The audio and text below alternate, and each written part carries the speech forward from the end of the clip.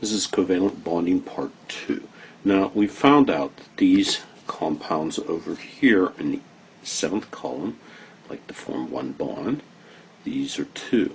Turns out that with 5 valence electrons we'll form 3 bonds, and with 4 valence electrons we form 4 bonds. The hydrogen over here is always going to form one bond, and beryllium is going to form 2 bonds. Unusual kind of compounds. We don't mess with beryllium, but we do with hydrogen. So you got to memorize that, and it's not hard to figure out, but it's easy to do these if you memorize what each column does. All right, so I'm going to erase. So let's take something like CH4. Now, there's a couple things going on here that we're going to end up doing. One is to count the total number of valence electrons, because we better end up with that at the end. So carbon has 4 valence electrons, hydrogen has 1, and there's 4 of them. So the total valence electrons is 4 for carbon and 4 for hydrogen. That's 8 valence electrons. So the central atom is always going to be the one that forms the most bonds. In this case, carbon forms 4 and hydrogen forms 1, so carbon is the central atom. So we put our C here, and we make 4 bonds evenly spaced around the carbon, like that. Now we count electrons. We have 2, 4, 6, 8 electrons in that position, so the carbon has 8, and each hydrogen has 2 electrons. So hydrogen's a violation of the octet rule that you have to memorize, because there's only 2 possible electrons it needs to get from here over to here. You just add 1 electron, and that's 2, and that's a noble gas configuration, so the valence for that is 2. All the rest of these have 8 in the valence electron configuration, except for helium, which only has 2 electrons total, so it can only have 2 in its valence. So hydrogen is an exception to the octet rule. It only wants 2 electrons, and it's happy right there.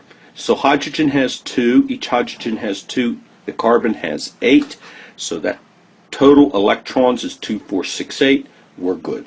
Okay, so let's do carbon tetrachloride, CCl4.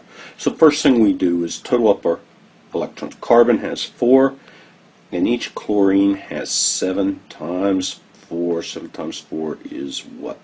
28, and 4 is 32. You really need to know this to check at the very end. So which carbon forms 4 bonds because it's in this column. Chlorine forms 1, it's over here. I've removed that, so you have to know it. So carbon will go in the center, it forms the most bonds, and your chlorines will go around it, forming 1 bond. So carbon now has how many electrons? 2, 4, 6, 8. So it's good, and then we have a bunch of electrons we need to put around the chlorines. So if I put those in, we have 2, 4, 6, 2, 4, 6, 8, 2, 4, 6, 8 on that one too. 2, 4, 6, 8, 2, 4, 6, and that one's, those are already in there, 8, so each chlorine has 8, and now I'll count up my total electrons. And if I count my total electrons carefully, I get 32, so my structure is good. So I end up with this, and we're happy. Let's do a couple more. Okay, so I'll do this compound, CH2O.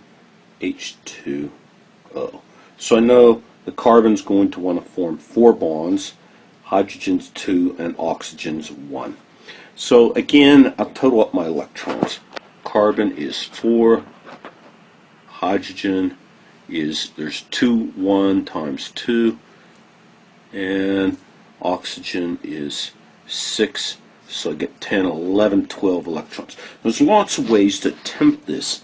I'll try carbon as a central atom. I'm not connecting oxygen, and I know oxygen likes to form 1 bond, so I'll put an H out there and an H here, and I've got problems, because when I fill in my electrons, I got now, if I count the total, I have 2, 4, 6, 8, 10, 12, 14. And I don't have enough bonds on carbon. So big problems there. I can get rid of a pair of electrons, but then I have even less electrons. So if I do the next step like this, C, bond O, bond H, and I eliminate a pair of electrons, I'm even in worse shape. So this is a case where we need to do something called double bonds. So take my carbon, and oxygen can form two bonds. So I'm going to double bond to the carbon with the oxygen, and bond to the hydrogen here and a hydrogen here. Now I have 2, 4, 6, 8.